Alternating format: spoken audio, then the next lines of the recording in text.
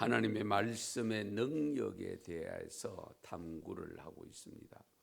하나님의 말씀의 능력, 제1된 능력은 역시 창조의 능력을 가지셨다 하는 말씀을 들었습니다마는 성경의 능력, 성경의 말씀의 유익이 정말 우리에게 많은 유익이 있음을 지금 발견해 가고 있습니다. 지난 이틀 동안 우리 하나님의 말씀의 유익에 대해서 좀 더 구체적인 내용을 살펴보았습니다. 죄를 깨달아서 회개하는 유익이 있다라고 말씀을 드렸고, 그리고 스스로 우리의 죄된 생각, 욕망, 죄 지을 이런 일들을 구체적으로 통제해 주셔서 죄를 짓지 않게 하는 능력을 갖고 계신다 하는 말씀도 드렸습니다. 그런데 성경이 왜 중요한가 하는 것은 구원에 이르는 지혜가 있다. 구원에 이르는 지혜. 그래서 우리 로마서 1장 16절 말씀에 보면 내가 복음을 부끄러워하지 아니하노니 이 복음은 모든 믿는 자에게 구원을 주시는 하나님의 능력이 됨이라. 먼저는 유대인에게요, 그리고는 헬라인에게로다 하는 말씀. 이 복음은 모든 믿는 자에게 구원을 주시는 하나님의 능력이 된다. 구원을 주시는 하나님의 능력. 이렇게 구원에 이르는 지혜가 있는 말씀의 능력을 보다 분명하게 확인시켜 주는 말씀이 오늘 본문 내용입니다. 너희가 거듭난 것은 썩어질 씨로 된 것이 아니요 썩지 아니할 씨로 된 것이니 살아 있고 항상 있는 하나님의 말씀으로 되었느니라. 그러면 여기 썩어질 씨는 뭐고 썩지 아니할 씨는 무엇을 의미하느냐? 썩어질 씨는 우리 인간들이 추구하는, 예를 들면 차원이 좀 높은 철학적 지식이나 도덕과 윤리를 가르쳐주는 고상한 내용들, 그런 것들을 통해서도 우리 사람이 일부 변하기도 하죠. 나름대로 다른 착하게 사는 그런 길이 되기는 합니다. 그러나 그것으로는 구원은 받을 수 없다는 겁니다. 그럼 썩지 아니할 씨로 구원을 받는다고 했는데, 이 썩지 아니할 씨는 결국 하나님의 말씀을 가리킵니다. 이 하나님의 말씀으로만 구원을 얻을 수 있다 하는 것을 우리에게 가르쳐 줍니다. 그래서 우리 거듭난 것이 썩어질 씨로 되지 않는데 거듭났다, 이 표현을 주는데 한문 한 단어로 말하면 중생했다, 거듭났다. 그러니까 중생했다, 거듭났다는 것은 새 사람이 되었다, 사람이 완전히 바뀌었다, 그 뜻이거든요.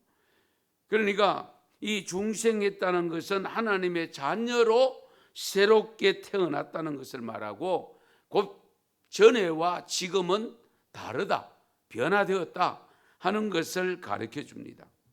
이 중생이 왜 중요하냐? 거듭남이 왜 중요하냐?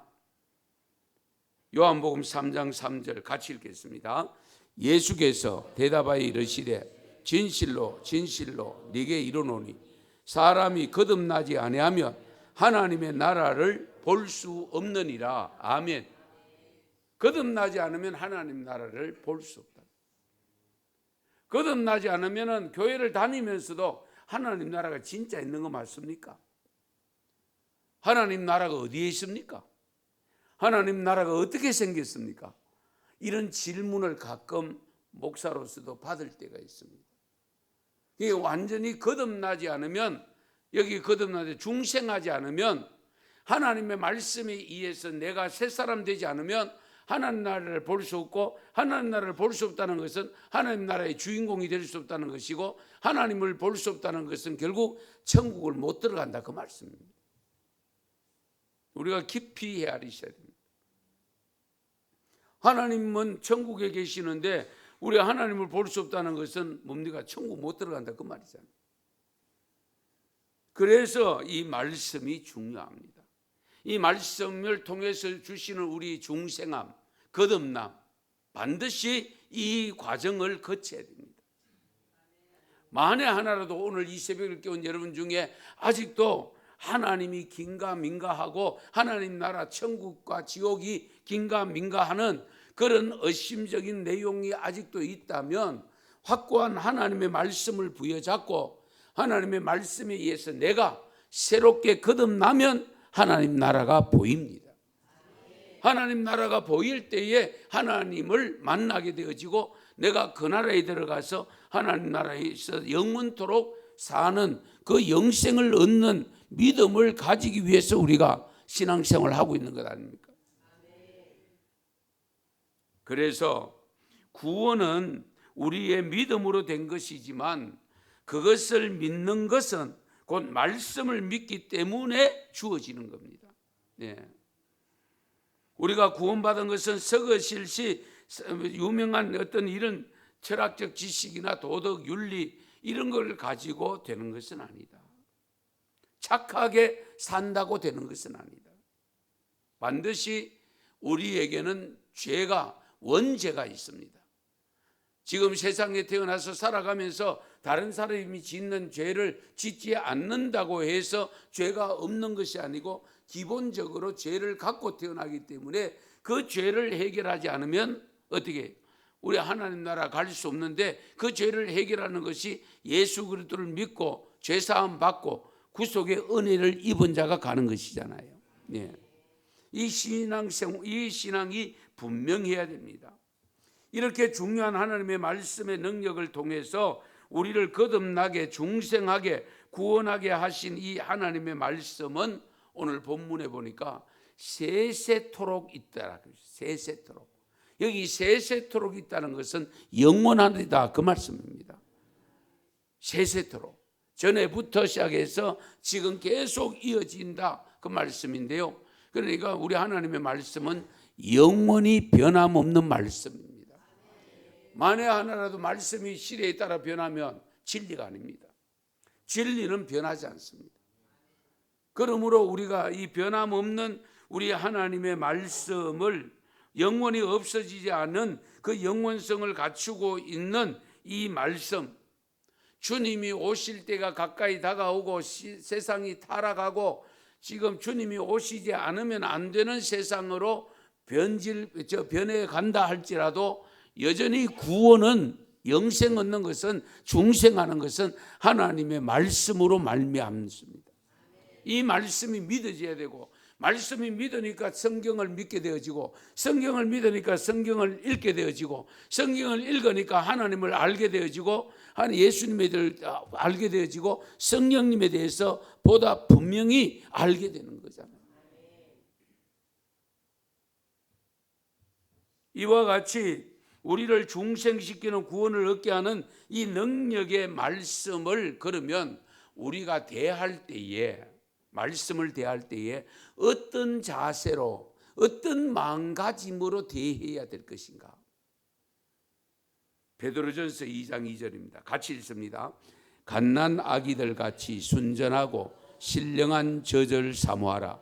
이는 그로 말미암아 너희로 구원에 이르도록 자라게 하려 함이라. 아멘.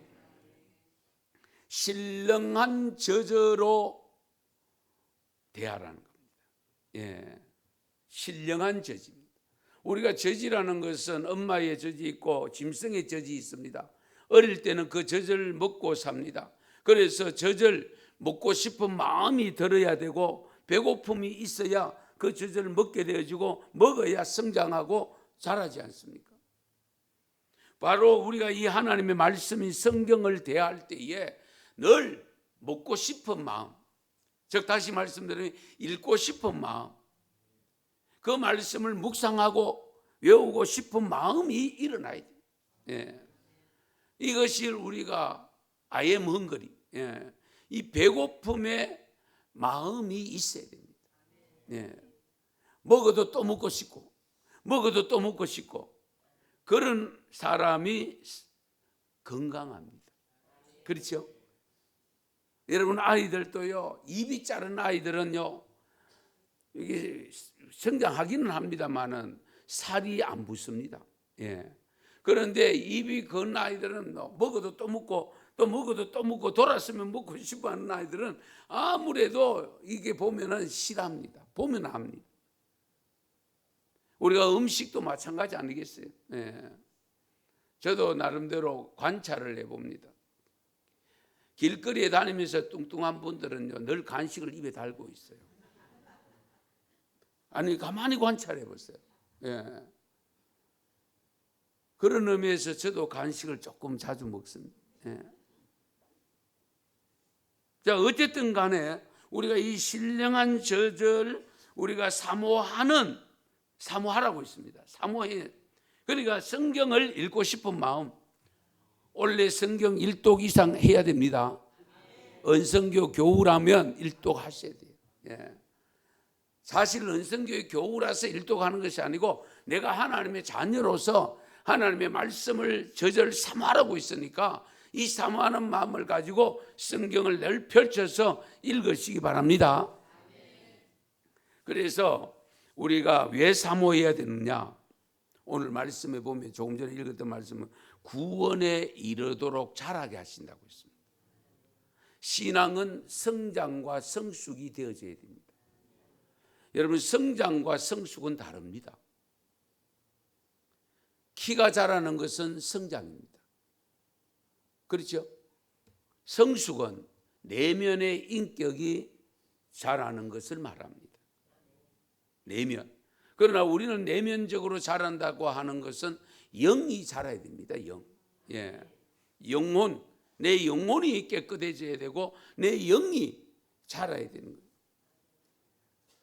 그래서 우리는 어쨌든 구원에 이르도록 자라야 되기 때문에 우리가 음식을 육신을 먹을 잘 보세요. 하루 3끼씩 먹도록 되어 있습니다.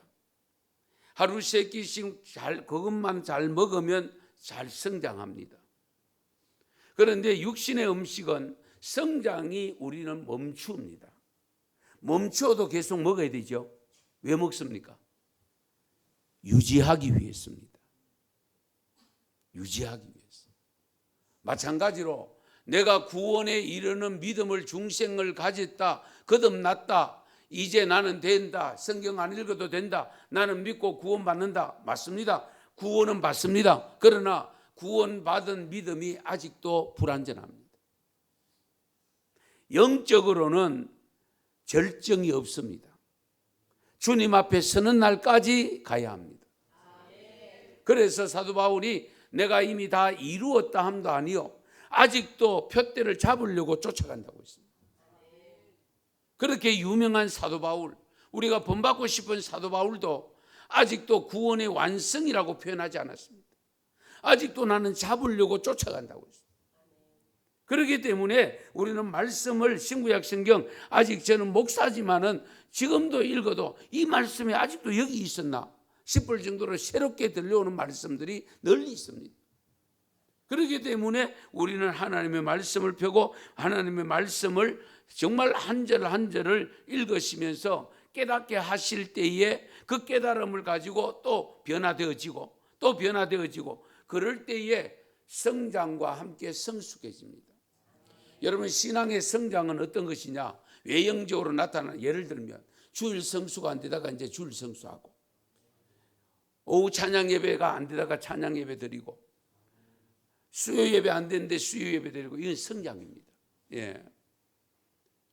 헌금을 안 드리다가 헌금 드리게 되어지고, 그렇지요? 이건 성장입니다.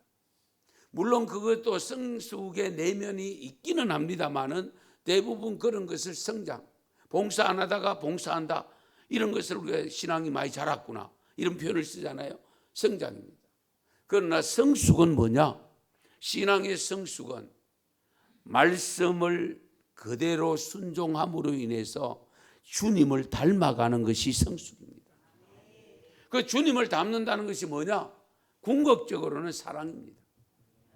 내가 전에는 사랑하는 것이 약했는데 이제는 사랑하는 게 많고, 전에는 이해가 되어야 나이가 남으로부터 상대방으로부터 사랑을 받아야 나도 사랑했는데 이제는 그것과 상관없이 내가 먼저 사랑으로 다가가고, 내가 먼저 이해하고, 내가 먼저 용서하고, 내가 관용의 마음을 가지고 다가가는 이런 사랑의 삶이 변화되어질 때에 우리는 그런 분을 향해서 신앙이 성숙했다라고 표현하는 겁니다. 우리가 영적인 삶을 살아가는 자들로서 이 신앙은 주님 앞에 서는 날까지 계속 성장해야 되기 때문에 말씀을 계속 읽고 또 읽고 읽고 또 읽고, 모르면 담임 목사에게 묻고, 저도 모를 수 있어요. 적답을 못할 수 있어요. 예. 우리 목사라고 다 아는 게 아니에요. 예. 하나님의 말씀, 그래서 또 깨달아가고, 이렇게 해서 내가 신앙이 성숙되는데, 우리가 잘 먹어야 돼요. 하여튼 잘 먹어야 돼요. 음식도 잘 먹듯이 말씀도 골고루 잘 먹어야 돼요. 내 좋은 말씀, 복 받으라 하는 말씀은 잘 먹고, 회개하라는 말씀은 안 믿고, 이러면 곤란하지요. 그렇잖아요. 예. 책망의 말씀이 들리면 그것을 감사하게 여기라고 제가 말씀드렸잖아요. 예. 회개하고, 예. 용서받고, 그렇게 사랑받은 모습으로 또 성장하고, 또 넘어졌다가 일어나고, 이렇게 되어져야 되는데, 로마서 10장 17절의 이 말씀 같이 읽습니다. 그러므로 믿음은 들음에서 나오며 들음은 그리스도의 말씀으로 말미암았느니라. 아멘. 믿음은 뭐 어떻게 해서 난다고요? 들음에서 난다. 그건 뭐 듣느냐? 우리 듣는 소식들이, 이야기들이 얼마나 많습니까? 그렇잖아요. 그런데 들어야 되는 것은 그리스도의 말씀을 들어야 된다. 말씀을 듣는 방법이 첫째, 읽으면서 듣습니다. 그렇죠? 읽으면서 듣습니다. 그리고 설교를 들으면서 또 하나님의 음성을 내게 주시나 하나님의 말씀을 듣습니다. 설교 들으면서. 그리고 성경 공부하면서 또 성경을 통해서, 말씀을 통해서 내가 주님의 음성을 또 듣게 됩니다. 그리고 또 하나의 방법이 있다면, 세상에서 지금 되어지는 모든 일들을 통해서 하나님이 주시는 음성을 들을 수 있어야 됩니다. 주님이 말씀하시는 것이 우리가 성경을 통해서만 말씀하신 것이 아니라 지금 우리의 현상, 모든 되어지는 일들을 우리 하나님이 주관하고 계시잖아요.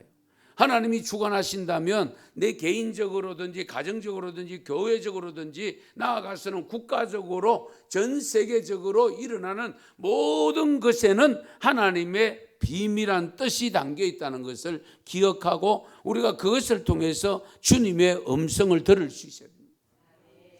그런 경우를 가리켜서 우리가 영적 귀가 밝았다, 그렇게 표현하잖아요. 예. 보여줬는데 못 보는 경우도 있습니다. 그러나 그것을 보여줬을 때에 보이는 것을 가리켜서 영안이 열려 있다라는 표현을 합니다. 예.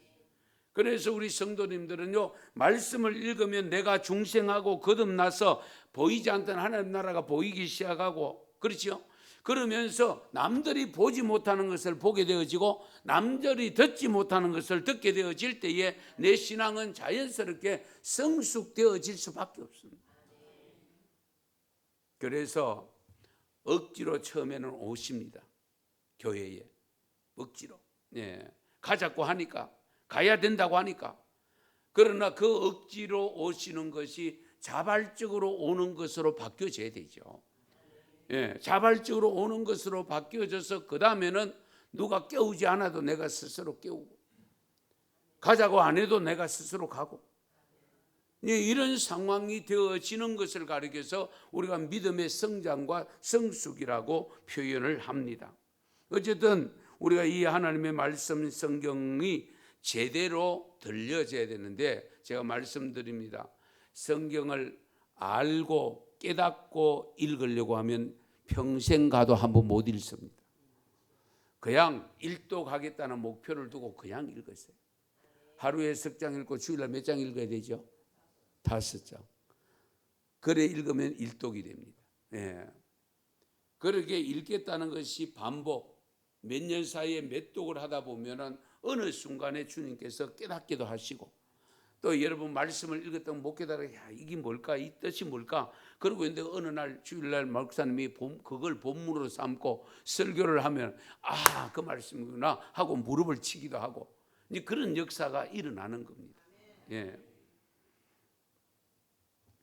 정말 우리 중생시키는 능력의 말씀을 정언해 주는 역사적 인물들이 많은데요. 우리 종종 우리 신앙생활 오래 하신 분들은 들었을 겁니다만은, 우리가 언더우드와 아펜셀러가 공식적으로 선교사를 파송되기 이전에 이미 영국의 토마스 선교사가 우리나라 대동강변까지 오셨던 것을 기록하고 있습니다. 1840년에 태어났는데요, 66년에 우리나라에 들어옵니다. 그럼 몇 살입니까? 10의 나이로 27. 예. 우리 마누라 하면 26입니다. 그 나이에 벌써 그 전에 3년 전에 중국 땅에 와서 선교사로 있다가 우리 한국을 알고, 그래서 중국어로 번역된 성경을 가지고 대동강을 해서 상선 서문 뭡니까? 갑자기 얘기했는데 제너럴 서머노라고 하는 상선을 타고 올라오는데 대원군이 세국 정책을 펴고 있는 그 당시이기 때문에 결국은 정경 대동강변을 타고 올라오면서 이 토마스 선교사가 성경을 뿌린 것도 있고, 그 다음에 이 배가 모래 언덕에 이렇게 좌초가 됩니다. 그래서 일시에 그 안에 있던 이런 사람들이 전체가 정말 이게 사형을 당하는 이런 경우를 만나게 되는데요. 이 대동강에서 올라왔던 이 토마스 선교사를 처형할 때에 박충건이라고 하는 분이 사형을 시켰다고 합니다.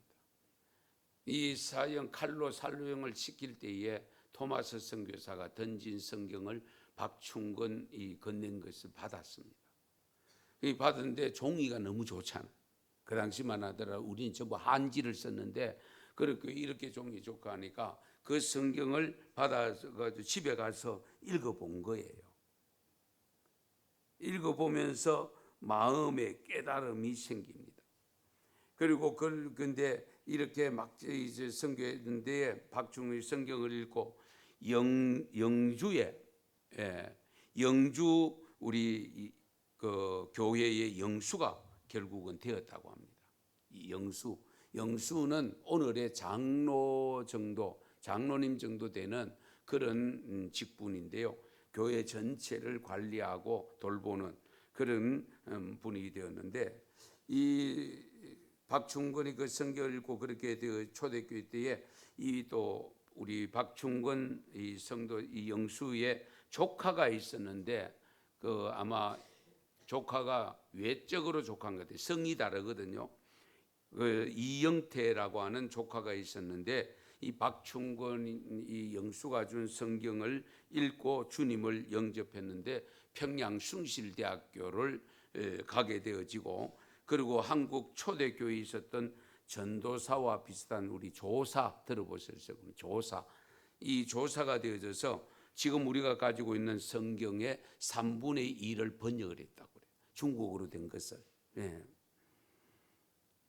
그래서 이런 여러 가지 있는데, 또 한 분은 최치랑이라고 하는 분이 있는데, 이분은 성경을 하나 건네서 받아서 이 뭡니까?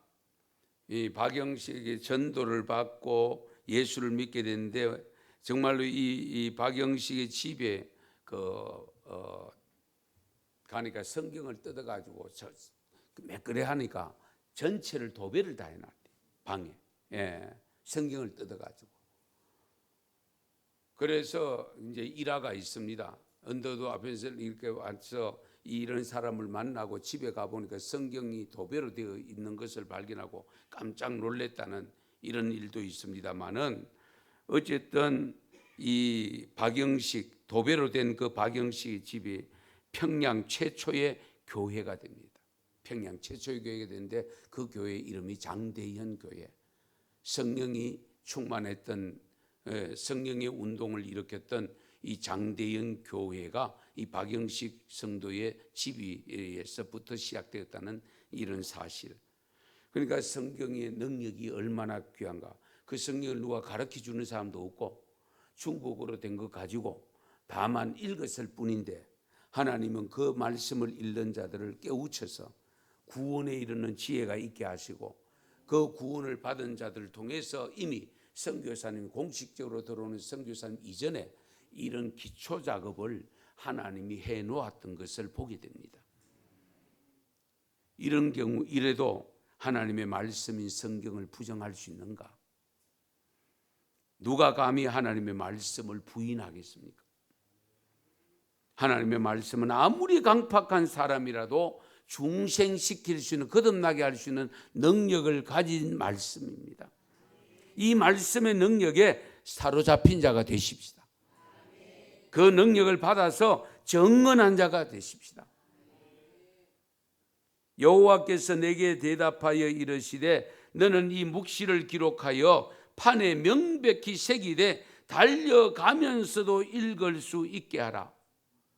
이 하박국 선지자를 통해서 하박국 2장 2절에 주시는 말씀입니다. 하나님의 사자가 이 하박국 선지자를 불러서 하나님이 쓰는데 이 묵시를 기록하되 판에 명백히 새겨서, 제가 볼 때는 벽에 새겨라 이 말입니다. 그래서 달려가는 사람들 말 타고 달려가다가도 그 말씀을 읽도록 하라는 거예요. 이렇게 귀한 말씀을 주시고 있는데 옆에 있는 성경을 펴고 읽으라고 하는 하나님의 음성이 내 귀에 들려져야 됩니다. 야, 성경책 꺼내놨다가 뭐 할래? 가보 만들래? 빨리 펴 읽어.